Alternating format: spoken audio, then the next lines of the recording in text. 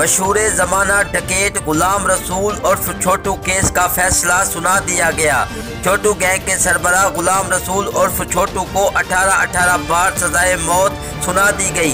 छोटू gang के 18 साल से बड़ी उम्र के दीगर 17 डाकुओं को भी 18-18 बार सजाए मौत, 18 साल से कम उम्र को 19-19 बार उम्र कैद की सज़ा सुना दी गई। केस का फैसला खसूसी अदालत ने किया। छोटू गैंग पुलिस एहलकारों और दीगर मुतअद्दिद अफराद के अगवा, कत्ल, डकैती, राहज़नी जैसे संगीन जराइम में मुलव्वस थे। 2016 में पुलिस एहलकारों को यरगमाल बना लिया था।